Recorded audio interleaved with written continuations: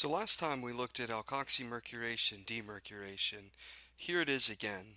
This is where we take an alkene and we take this mercury diacetate as well as an alcohol, and we're going to get a Markovnikov type addition where we get our alcohol or our OR group here and attach it to the more substituted carbon, the mercury acetates on the less substituted carbon, which can then further be removed with this reducing agent, sodium borohydride, to get just the hydrogen.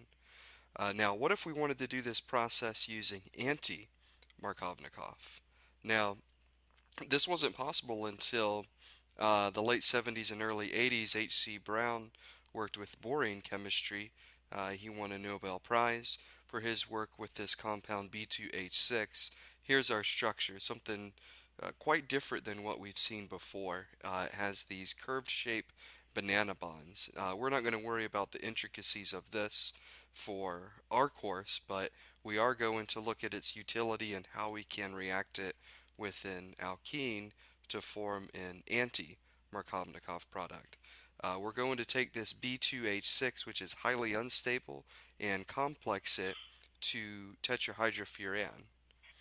So we're going to take two parts of our tetrahydrofuran and one part of our B2H6 to get this BH3-THF complex.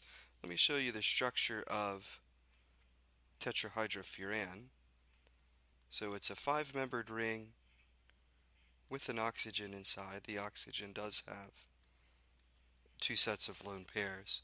The complex is going to be our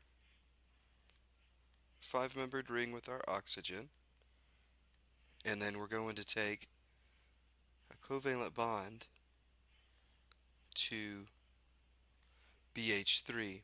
Now you'll remember boron likes to have 6 electrons, not a complete octet. With this fourth bond, this will put a negative charge on our borane. On the oxygen, we're going to have 3 bonds, 1 lone pair. That'll be a positive charge. So overall, this complex will be neutral. The process that H.C. Brown worked with is called a hydroboration oxidation.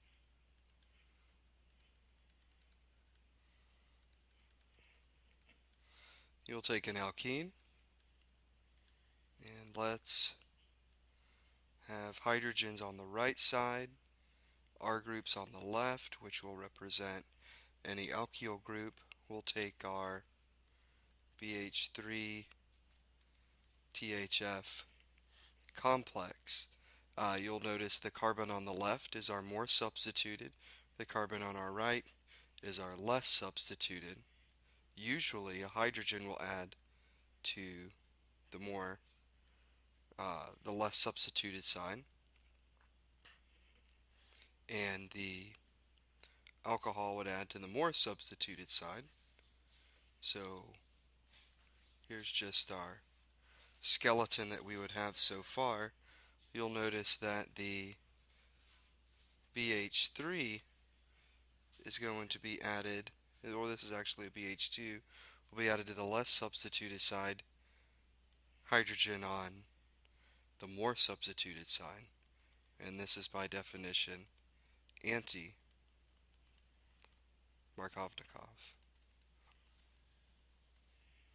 The last step is going to add hydrogen peroxide, which has a structure of H2O2. An oxygen-oxygen bond is a peroxide bond, and also you'll add in base in the form of usually sodium hydroxide. That'll remove our boron and oxidize that to an oxygen. So our final structure is going to look like this. You'll notice the hydrogen is on the more substituted carbon and the alcohol is on the less substituted carbon. This is going to be our anti-Markovnikov relationship. Alright, so I'd like to take a moment to look at this hydroboration in a little bit more detail.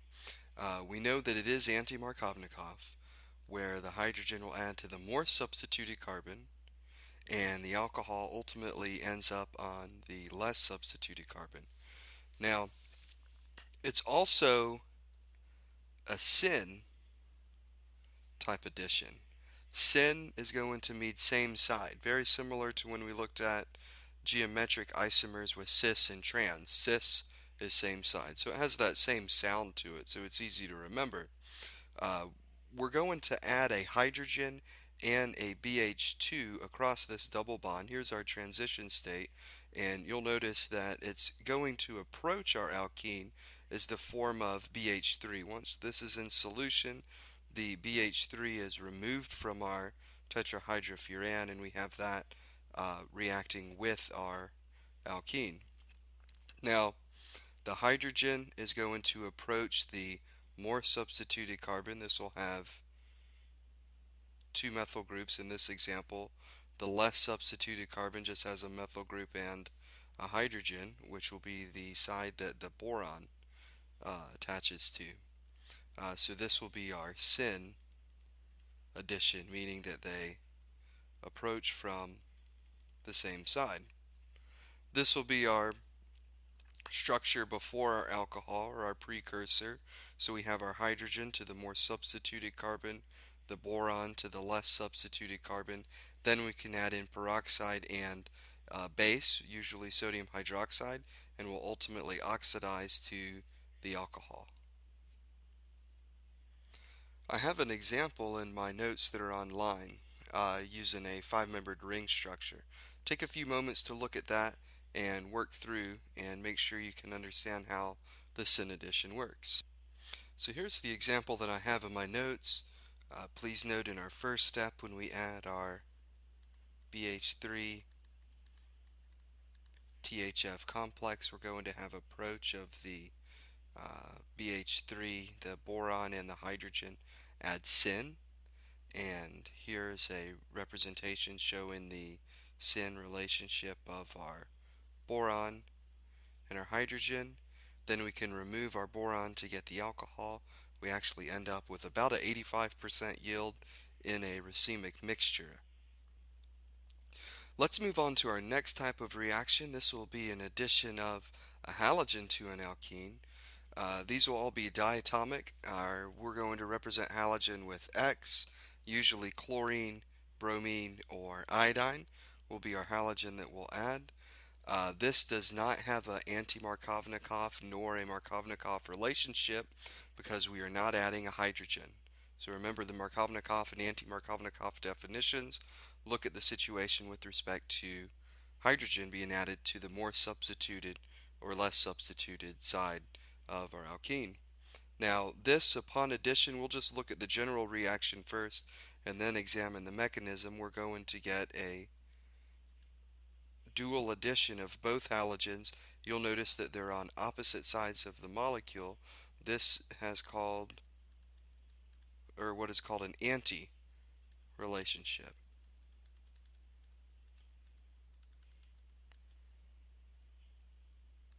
Alright, so I'd like to take a look at this mechanism. We're going to get a nucleophilic attack on the bromine, which will cause the other bromine to leave. Then we're going to get a unique transition state, or reactive intermediate, where we get this charged halogen in a three-membered ring. In this case, with the bromine, this is called a bromonium ion. The other bromide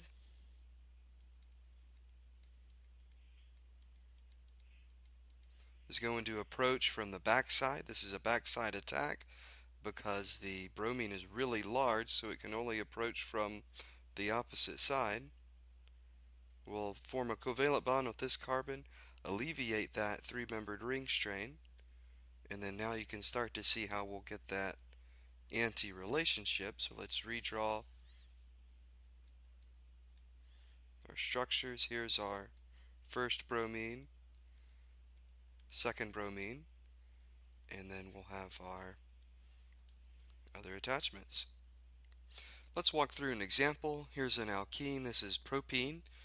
the left carbon is more substituted than the right, which does play a role in the mechanism, but again, it doesn't have a Markovnikov or anti-Markovnikov relationship because we do not have a hydrogen added. So here we have a nucleophilic attack on the bromine. This bromine will attach and form the bromonium three-membered ring ion. The other bromine will form bromide, which will perform a backside attack, and this will approach on the less substituted side because it's easier for it to get to that carbon. We will alleviate the three-membered ring strain and then get our anti-brominated product. With regards to stereochemistry, there's not any stereospecificity, so you will get racemic mixtures. Here's an example with cyclohexene in the presence of chlorine. You can see once you examine the chair structures, these are non-superimposable mirror images of each other, and you actually do get the mixture of both, which would be our trans 1,2-dichlorocyclohexane. I'd like to now have a variation of this addition reaction. What if we also added in a little bit of water? This will give us different products. So if we just had the halogen, we know that we'll get anti-addition here and here of our two X's. X represents the halogen. So here's our usual mechanism we just looked at. We'll have nucleophilic attack on one side and the other side will leave. We're going to form our three-membered ring, which is charged. Usually we'll have backside attack of the halogen, open it up to get our anti. In this case, if we add in water, water will attack from the backside instead. So we'll still open up that ring, so the mechanism is just the same. So here we have our water attached. As we've seen before, when water makes a covalent bond, it'll leave oxygen with 3 bonds and 1 lone pair and a positive charge. We're going to take another equivalent of that water, or we could use our halide and pull off the proton. Both are present. We will have acid-base chemistry going on, so we'll just show the production of hydronium.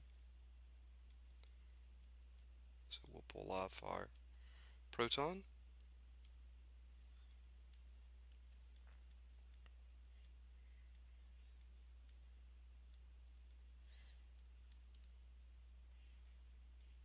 We'll have a halogen and an alcohol, and they will be in an anti-relationship to each other. With regards to stereochemistry, let's take a look at a quick example. Here's a cycloheptene, and by heptene I mean pentene. It's getting late when I'm doing this. We're going to add bromine and water, and we're going to get our anti-addition,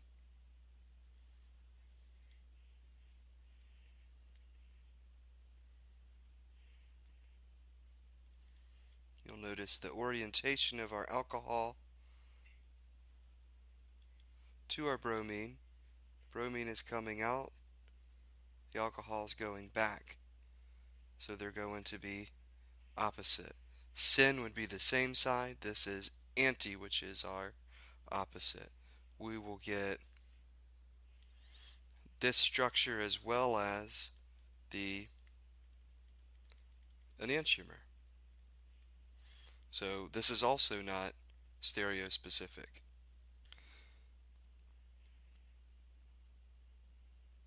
The very first reaction we looked at in the chapter was adding hydrogen across the double bond. We can do this in the presence of a metal catalyst, usually platinum, palladium, or nickel. This will give us a reduced alkene to the alkane, and we'll get our hydrogens added. So I think I'm out of time in the 15 minutes, so I'll go ahead and stop with part 3. Thank you.